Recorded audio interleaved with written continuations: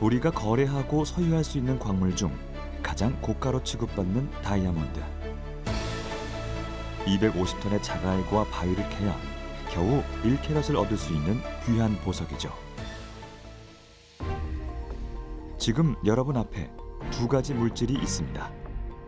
약 200억 원에 달하는 100캐럿의 다이아몬드와 질병을 치료하는 약 한 알. 이 둘 중 하나를 선택할 수 있다면 당신은 무엇을 택하실 건가요?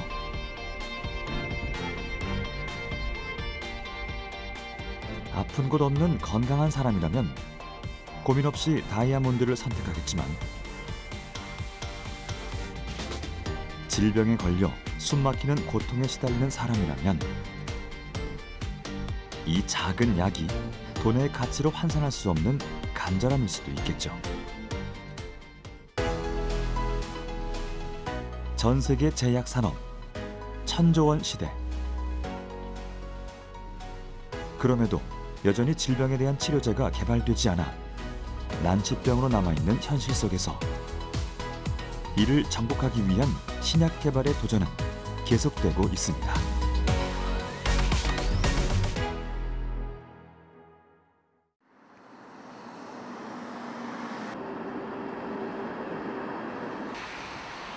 우리의 손에 약을 쥐어주는 곳.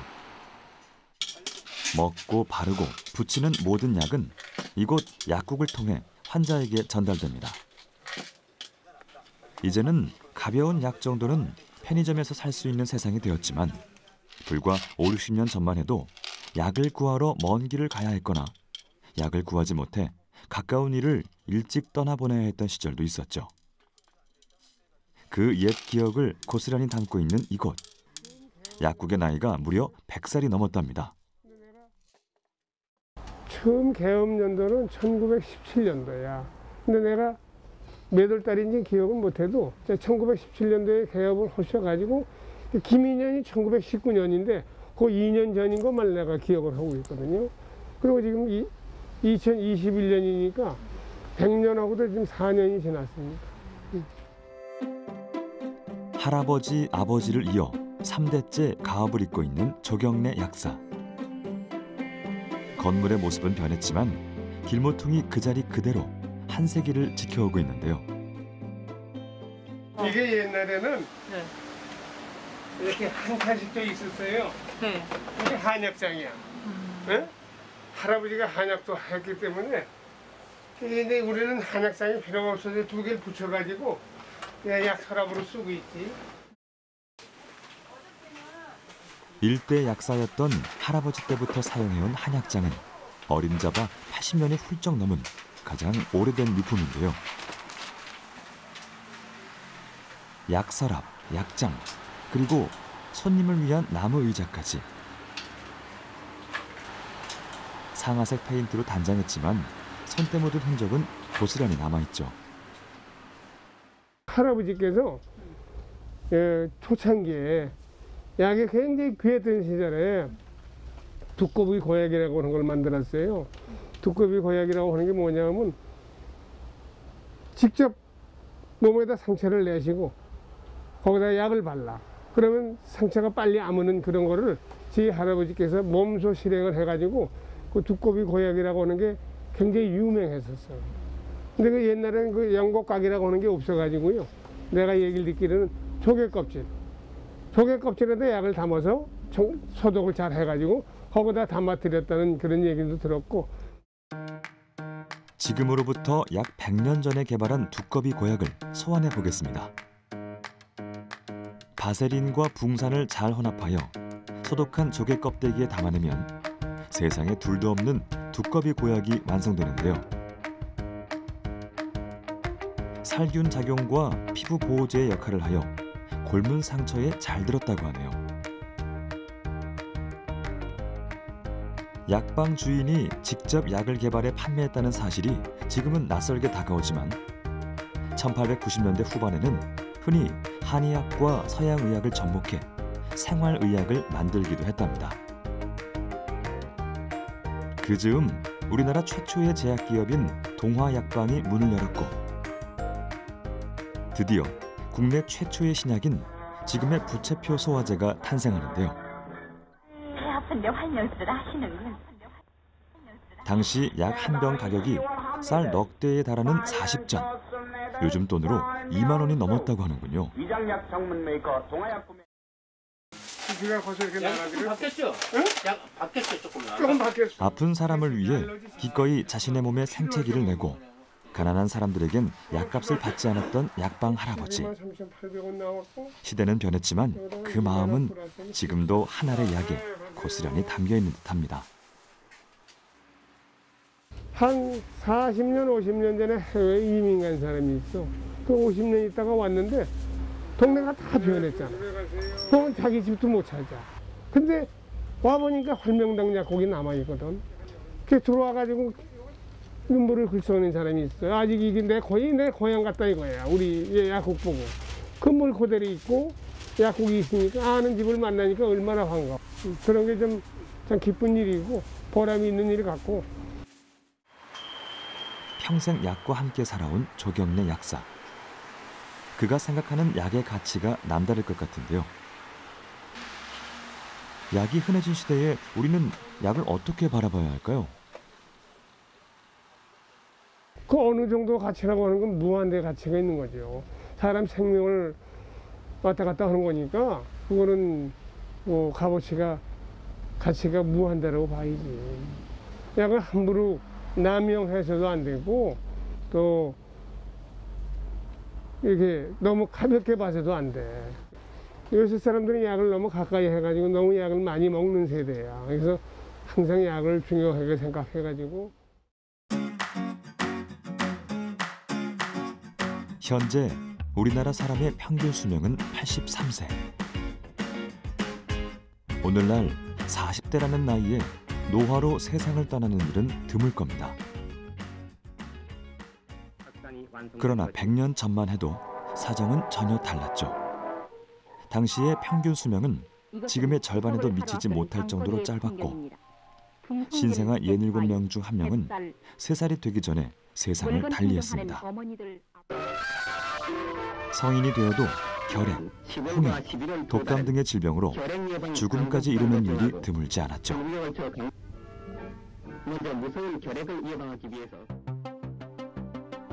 인간이 약을 찾아 헤맨 건 질병의 역사만큼 오래됐습니다. 신석기 시대, 미라의 주머니에 들어있던 자작나무 버섯은 장 속에 기생하는 편충 치료제로 밝혀졌고요. 고대 기록에는 소똥, 말똥, 불에 태운 양털까지 의약품으로 사용한 흔적이 남아 있습니다. 인류는 오래전부터 질병의 고통을 덜어주는 약을 찾아 눈에 띄는 대로 식물의 뿌리와 잎을 맛보며 기적처럼 병이 낫길 기대했습니다. 부작용을 무릅쓴 임상시험을 감행한 결과 인류는 약효가 있는 몇몇 물질을 발견하게 됐고 이윽고 화학적인 방법을 이용해 약효 성분만 따로 분리하는 지금의 약으로 개발하게 됐죠. 최초의 현대 의약품이자 가장 오랫동안 사용하고 있는 약은 마약성 진통제로 취급되는 모르핀입니다. 모르핀의 원료는 덜 여문 양귀비 씨방에서 얻고 있는데요. 이 씨방이 여물기 전에 상처를 내면 우윳빛 즙이 방울방울 떨어지죠. 이 즙을 모아 말리면 우리가 아편이라 부르는 마약이 됩니다. 1803년 독일의 한 젊은 약재사가 아편에 산과 염기를 더해 불순물을 제거하고 유효 성분만 결정으로 추출하는 실험에 성공한 후 이 약에 모르핀이라는 이름을 붙여 의학에 사용했는데요. 오늘날처럼 다양한 수술법이 발전하게 된 발판이 되었습니다. 지난 2017년 90년 된 곰팡이 샘플이 경매에서 무려 1,700여만 원에 낙찰된 사례가 있었습니다. 그 주인공은 20세기를 통틀어 가장 위대한 발명으로 평가하는 페니실린 항생제의 원료 푸른 곰팡이. 영국 런던의 한 병원에서 근무하던 세균학자 알렉산더 플레밍 박사가 우연히 푸른 곰팡이 시료에 콧물을 떨어뜨린 후 다음 날 시료를 확인했더니 콧물 주위만 세균이 증식하지 않았다는 것을 발견하게 되죠. 네, 인류를 구원한 항생제의 탄생입니다. 2차 세계대전 당시 폐렴에 걸린 처칠의 생명을 구해 연합국 승전에 기여하는 등 세균과의 전쟁에서 인간이 주도권을 잡는 계기가 되었죠. 그 후 수백 종의 항생제가 개발되면서 수많은 감염병으로부터 생명을 구할 수 있게 되었습니다. 살균제로 개발된 살리실산의 경우 부작용을 없애는 과정에서 뜻밖의 진통 효과가 확인돼 역사상 가장 많이 팔린 진통제 아스피린이 탄생했고요. 발기부전 치료제 비아그라는 당초 고혈압에 쓸 혈관 확장제로 개발한 것이 임상시험에서 불합격 판정을 받으며 그렇게 실패한 약물로 묻힐 뻔했지만 시험자 중에서 발기가 계속되는 부작용을 계기로 신약 허가를 받게 됐죠. 신약 개발에 성공하기 위해선 포지가 필요하다. 그것은 화폐, 인내, 창의력, 그리고 행운이다. 바이오 기술이 첨단을 달리는 현대지만 신약 개발의 본질은 지금도 크게 달라지지 않았습니다. 후보 물질 탐색에서 신약 출시에 이르는 확률은 불과 0.02%. 업계에서는 신약을 개발하는 것이 마치 어두운 동굴 속을 더듬어가며 한 발 한 발 내딛는 것과 같다고 얘기하죠. 실패할 수밖에 없거든요. 왜냐하면 만개 후보 물질에서 결국 한 개 나오고 그것도 확률을 좋게 주어서 그렇지 사실은 일하는 사람들의 긍지심은 저는 실패하기 위해서 존재하는 사람이거든요. 그렇기 때문에 실패를 두려워하지 않고 확률적으로는 안 되는 싸움을 하는 거지만 그래도 그런 것을 넘어서 정말 내가 큰 그림에서 사람을 살리는 약을 만드는 것 때문에 그 일에 종사하기 때문에 그 일에 같이 일하기 때문에 정말 만족스럽다. 그런 거를 안 가지면 일을 하기가 너무 힘들죠. 한마디로 얘기하면 정말 대하소설과 같은 장편 드라마가 되는데요. 제약회사에서는 어떤 신약 후보 물질이 가능성을 타진하기 위해서 전임상 연구, 다시 해서 임상시험에 돌입하기 이전에 단계의 연구들을 합니다. 주로는 세포 또는 동물을 대상으로 하는 그런 연구들이 되고요. 그런 과정에서 사실은 많은 인력과 비용이, 수많은 인력과 비용이 거기에 관여하게 되죠. 말로는 쉬운 일이지만 그게 몇 년이 걸리는 일이고요. 네, 그렇습니다. 약마다 틀리죠. 질병을 치료하거나 예방하는 약으로 또는 건강을 증진하는 목적으로 약 먹기가 일상처럼 쉬워진 지금. 그러나 이 한 알의 약이 만들어지기까지의 과정은 생각만큼 순탄치 않습니다. 작은 알맹이가 약이 되기까지 그 탄생의 여정을 따라가 보죠.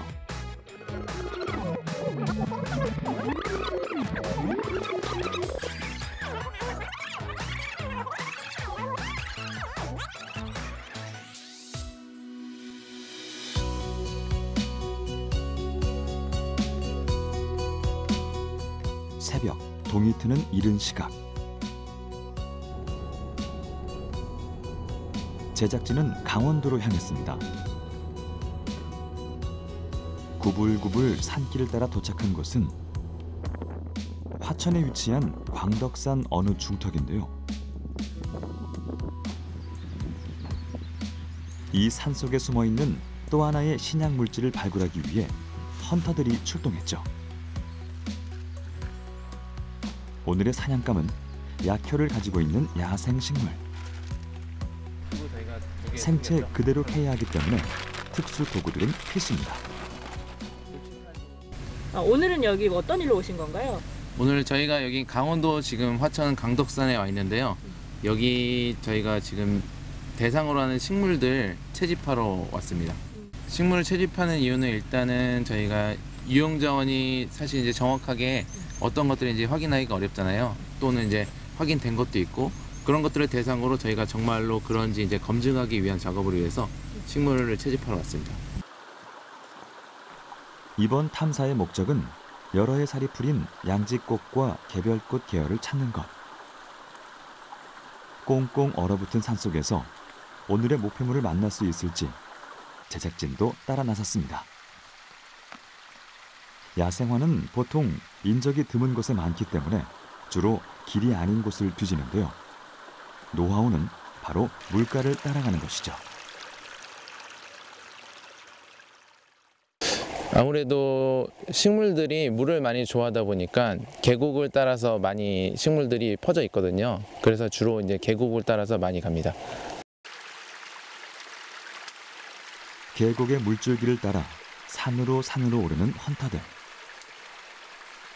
신약 개발의 근간이 되는 물질은 주로 천연 식물에 포함되어 있는 경우가 많기 때문에 더 많은 식물을 채집하여 유전체 정보를 구축하는 것이 첫걸음이죠.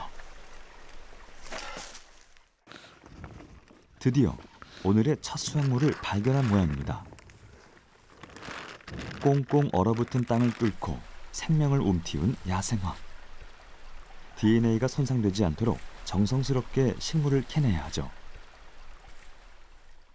이거는 꿩의 바람꽃이라고 하는데요. 미나리과지비아에 속하는 식물입니다. 이 같은 경우는 미나리과지비아에 있는 식물들이 대부분 이제 약용식물로 알려져 있는데요. 이 같은 경우는 이제 이렇게 근경이 발달한 애들이 보통 약용식물로 많이 사용되는데 저희가 이제 그 유용식물도 많이 그 연구를 하고 있거든요. 그래서 이 같은 경우는 저희 이제 대상종으로 할지 말지 좀 결정하려고 채집을 했습니다.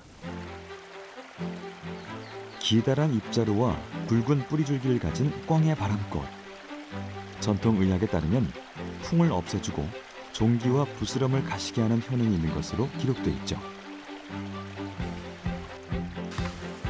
이처럼 약효가 있다고 알려져 있는 식물들을 샘플링하여 현대 과학기술로 정확한 유전체 정보를 구축하는 것이 이들의 업무입니다. 꿩의 바람꽃을 비롯해 우리나라에 자생하는 식물은 4,500여 종. 신약 후보 물질로 높은 가치를 가진 것이 많지만 연구 비용과 기술력 등 여러 어려움으로 인해 현재까지 정보기관에서 해독한 유전체는 단 10여 종에 그친다고 하는군요. 가장 중요한 거는 저는 후보 물질을 정하는 거라고 생각해요. 후보 물질을 정하기 위해서 물론 이제 처음부터 시작하면 타겟이 어떤 건지, 그러니까 메디컬 언맷 니드가 있는지, 가장 중요한 거는 정말 후보 물질을 정해서 그게 전임상을 끝나고 임상 1, 2, 3상을 가는 이제 운명이 돼서 가다가 죽을 수도 있고 실패해서 할 수도 있지만 그 정하는 게 사실은 쉽지가 않고. 약이 되려면 기본적으로 인체에 무해해야 하기 때문에 수많은 유용물질이 있다고 하더라도 그것이 약으로 개발되려면 10,000개 이상의 후보 물질이 탈락하고 그중에 1개 정도가 선택되죠. 그 첫 순서가 단축된다면 신약 개발의 전 기간을 획기적으로 당길 수 있게 됩니다. 자, 그럼 이제 식물들을 표본함에 고이 보관하여 하산하도록 하겠습니다. 식물이 가진 비밀의 열쇠가 풀리는 곳. 유전체 분석 실험실에서 DNA를 추출해 볼 텐데요. 이곳 연구소에서는 2015년부터 약용 식물을 대상으로 현재 국내에 자생하는 70여 종과 해외 식물 600여 종에 대한 유전체 정보를 구축했죠. 한약재에서는 주로 쓰는 게 식물이다 보기 때문에 식물 쪽에 굉장히 유용한 유전자들이 많이 있는 상황이고요. 그렇지만 또 동물, 곤충을 포함한 동물들도 상당 부분 이제 있고, 그다음 또 균류 같은 경우는 잘 아시는 페니실린처럼 항생제 등의 좀 외부로 이렇게 방출이 되는 물질로서 유용한 물질들이 많기 때문에 그 세 가지가 다 잘 효율적으로 쓰이고 있다라고 보시면 될 것 같습니다. 향후 도출된 결과를 증명하고 종류를 정확히 대조하기 위해 채집한 식물의 일부는 가장 먼저 증거 표본으로 만들고요. 여러 공법으로 추출한 DNA는 이제 특수 기법을 사용하여 유전체 해독에 들어갑니다. 식물 유전자는 사람과 달리 유전체 내의 구조가 매우 복잡하고 그 수도 2만 개에서 10만 개까지 다양한 데다 연구된 사례도 부족한 탓에 분석이 녹록치 않은 상황이죠.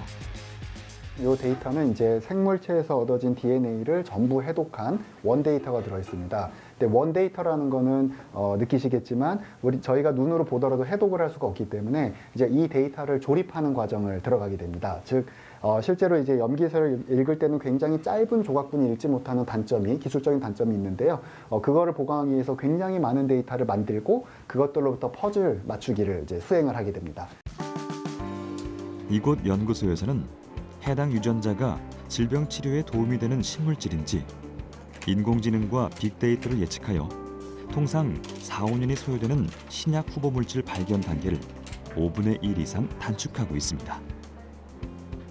기존엔 여러 물질의 생물학적 특성을 실험을 통해 일일이 확인해야 했지만 이제는 물질들의 조합을 빠르게 확인할 수 있을 뿐 아니라 부작용도 줄일 수 있는 장점이 있죠.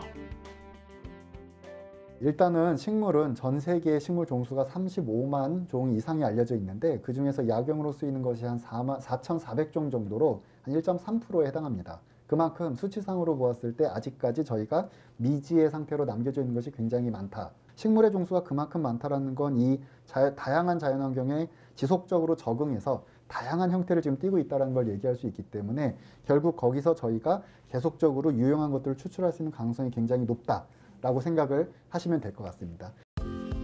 지구 나이 45억 년. 자연의 수많은 생물들은 치열한 약육강식의 세계에서 살아남기 위해 각자의 방식으로 진화와 적응을 거듭해왔습니다. 자신의 몸속에 독을 품고 있는 동물들 역시 생존하기 위한 전략 중 하나인데요. 독이라는 무기로 자신보다 빠른 동물을 사냥하거나 천적으로부터 보호합니다. 적은 양으로도 성인 10명을 죽일 수 있는 독개구리는 만지기만 해도 치명타를 입을 수 있죠. 스위스의 의학자 파라셀수스는 약과 독의 양면성을 정의했습니다. 자연계의 모든 물질 중 독이 아닌 물질은 없다. 얼마나 먹느냐에 따라 약이 될 수도 또는 독이 될 수도 있다.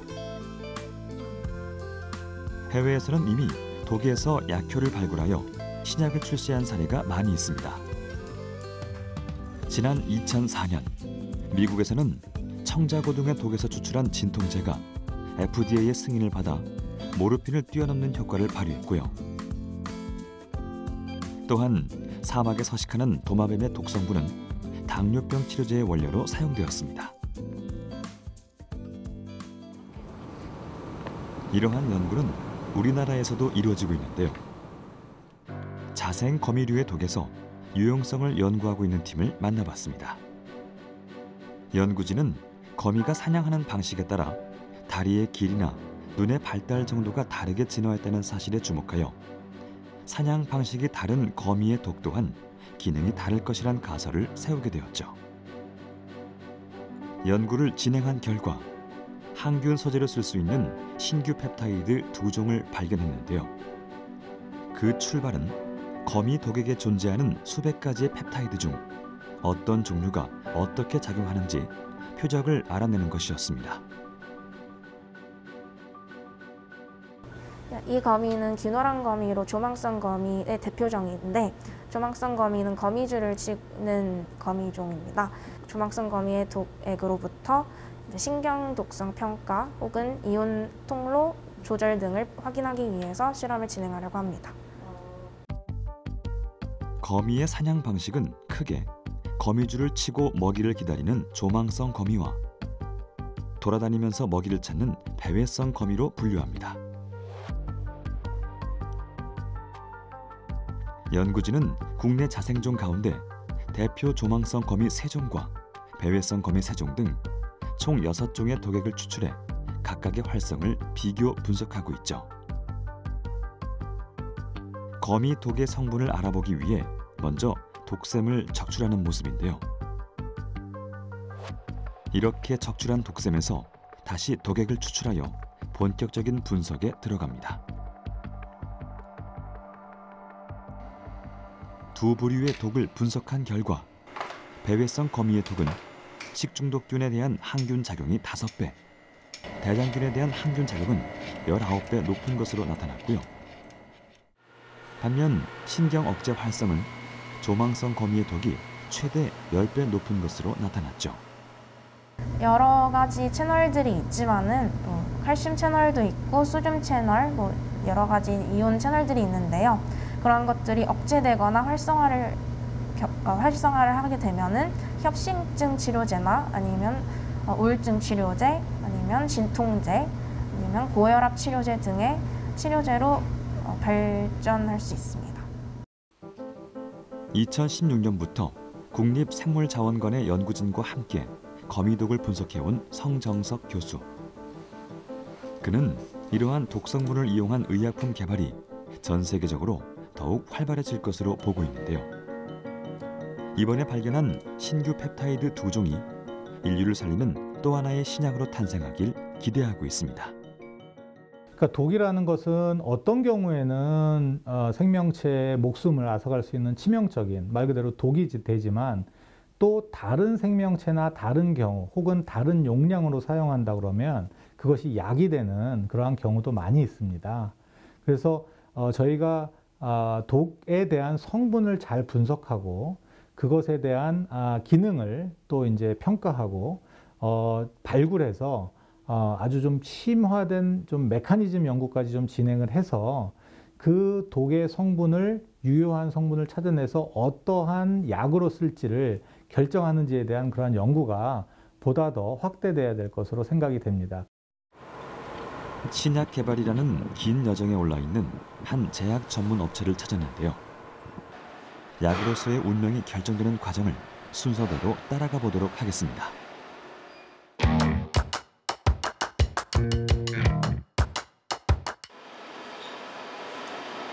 여기는 합성 신약의 출발 물질이라고 할 수 있는 화합물을 만드는 곳. 약물 표적, 다시 말해 생체에 이상이 생겨 질병을 일으키는 단백질에 결합해 특정 기능을 제어할 수 있을 만한 물질을 합성하는 연구실이죠. 합성 신약팀의 골은 최종적으로 유효한 화합물을 획득하는 것인데 이를 위해서는 굉장히 많은 화합물을 합성해야 합니다. 기존에 알려진 약물이 있는 경우나 또는 생체 활성 물질이 있는 경우에는 이 화합물들을 좀 더 타겟에 잘 결합할 수 있도록 모디파이를 통해서 화합물을 디자인해서 합성을 하게 되고요. 기존에 알려진 물질이 전혀 없는 경우에는 수많은 다양한 화학 구조로부터 컴퓨터를 통한 가상 검색이나 AI 기술을 이용해서 좀 더 적합한 물질을 찾고 이를 실질적으로 저희 실험실에서 합성을 해서 최종적으로 저희가 원하는 그 타겟에 잘 들어맞는 화합 물질을 찾고 있습니다. 의약품은 궁극적으로 병을 치료하고 예방하기 위해 존재하지만 사용 방법과 부위, 처방 전의 필요 여부 등 다양한 기준에 따라 분류됩니다. 그중 약을 만드는 재료와 방법에 따라 천연의약품, 바이오 의약품, 그리고 합성 의약품으로 구분하고 있는데요. 천연 의약품은 자연에서 얻은 동식물의 특정 성분을 그대로 사용하거나 간단한 가공을 거쳐 치료에 이용하는 것으로서 우리는 이를 생약이라고도 부릅니다.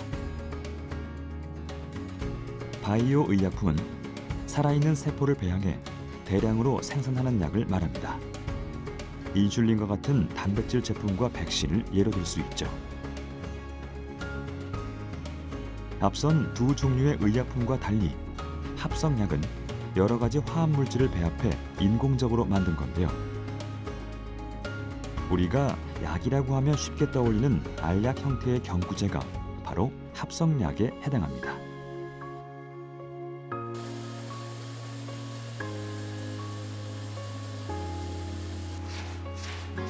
이제부터는 시험의 연속입니다. 합성연구실에서 만든 화합물은 이곳 양리연구실에서 약으로서 효과가 있는지 검사하는데요. 기능에 문제가 생긴 단백질이나 이러한 단백질이 생성되고 있는 세포주에 화합물을 처리한 뒤 어떤 변화가 생기는지를 확인하죠. 이상이 생긴 단백질을 발현하는 세포주를 만듭니다.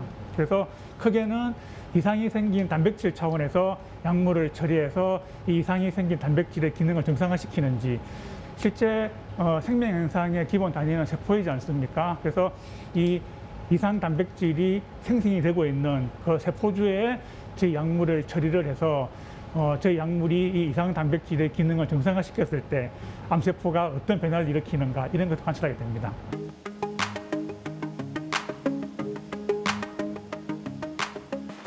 약효가 있다고 판명된 화합물만 통과될 수 있는 곳, 약물 체내 동태 연구실입니다. 약물이 재효능을 발휘하려면 일단 체내에 흡수되어 필요한 곳으로 충분한 양이 이동돼야 하는데, 이를 확인하기 위해서는 약물의 생체내 움직임을 살펴봐야 합니다.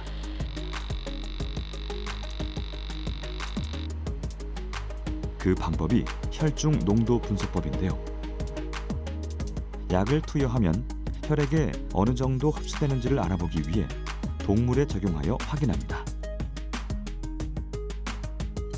약효가 확인된 많은 화합물들 가운데 약물의 노출도, 혈중 농도 등 일정 기준에 미치지 못하는 물질들은 아쉽지만 여기서 탈락. 임상 시험으로 가는 길은 멀고도 깐깐하죠.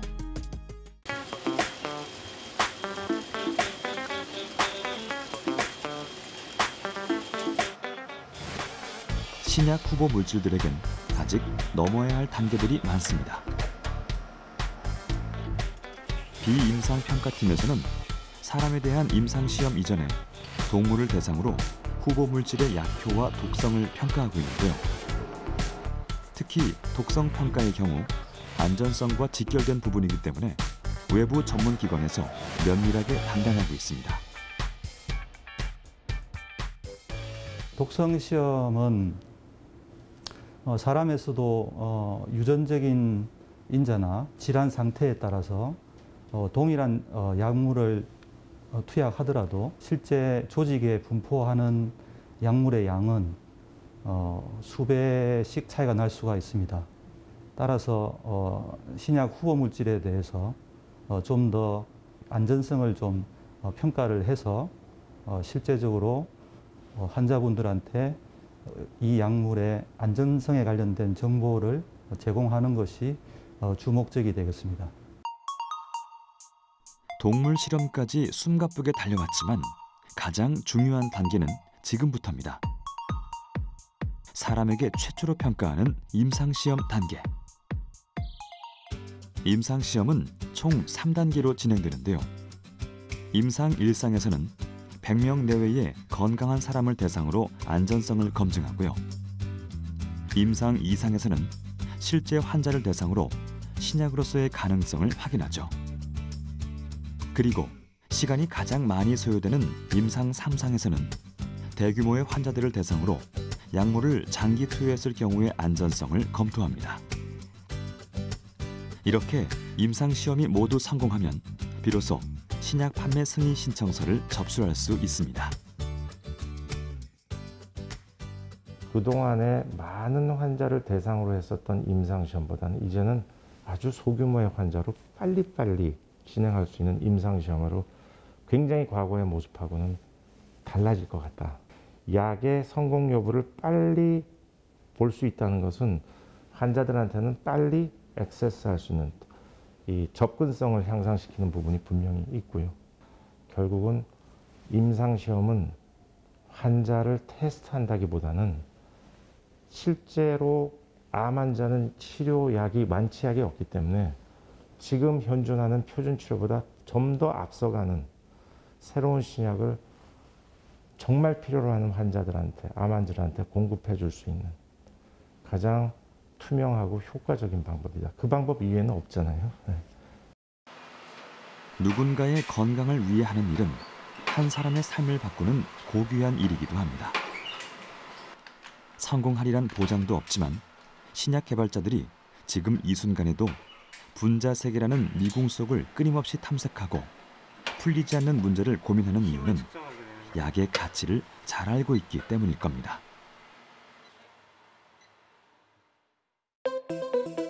코로나19의 장기화로 인류는 그 어느 때보다 새로운 약의 필요성을 절감하고 있습니다.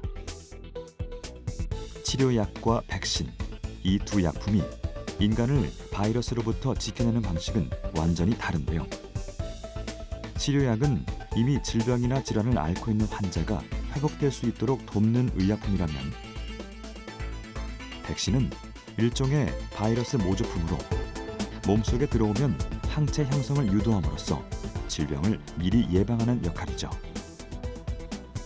인체는 외부에서 들어온 적을 식별하고 물리치기 위해 아주 복잡한 면역 체계를 갖추고 있는데요. 여기에 관여하는 다양한 면역 세포들 중엔 한 번 싸웠던 상대를 기억해두는 영리한 세포들이 있습니다. 바로 B세포와 T세포죠. 백신은 바이러스로 위장해 몸속에 들어간 뒤 이들을 실전처럼 훈련시킵니다. 그 결과 같은 침입자가 다시 들어오면 신속히 대응해 질병을 방어할 수 있게 되는 겁니다. 18세기 에드워드 제너가 최초 개발한 천연두 백신을 시작으로 백신은 인류를 위협하는 바이러스로부터 건강을 지켜주는 강력한 무기가 되어주고 있는데요. 독감이라고도 불리는 인플루엔자는 죽은 인플루엔자 바이러스를 활용하여 백신을 개발했고요. 영유아에게 설사병을 일으키는 로타 바이러스는 치료법이 없어 백신만이 유일한 예방책이 되어주고 있죠. 지난해 12월, 미국에서 범용 독감 예방 백신이 개발됐다는 반가운 소식이 들려왔습니다. 독감을 일으키는 인플루엔자 바이러스는 유독 변이가 쉽게 일어나기 때문에 유행이 빠르고 위험성도 높은 것으로 알려져 있는데요. 다양한 변이 바이러스에도 효과를 발휘하는 이 백신은 무엇일까요? 범용 백신이라는 두 단어 사이에 무슨 바이러스인가가 들어가야 됩니다.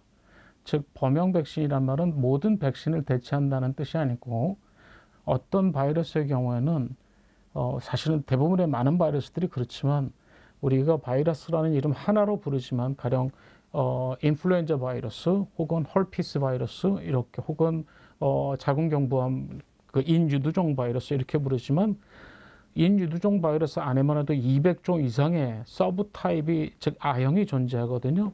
특히 어떤 아형이 유행할지 모르는 상태에서는 그에 따른 백신을 해마다 그들을 당하고 나서 또 접종하고 이럴 수는 없잖아요. 그러면 미리 예측해서 접종하는 것인데 우리 예측대로 움직이지는 않거든요. 인플루엔자 바이러스의 수십 종의 아형에 전부 다 작용할 수 있는 백신은 없을까? 이것을 개발 시도한 것이 바로 범용 인플루엔자 백신, 보통 우리가 말하는 유니버설 인플루엔자 백신이라고 하는 표현을 쓰는 것인데 여기서 인플루엔자라는 바이러스 얘기를 딱 빼버리면 사람들의 생각에는 모든 것에 대한 백신처럼 들리는 그런 우려도 있습니다.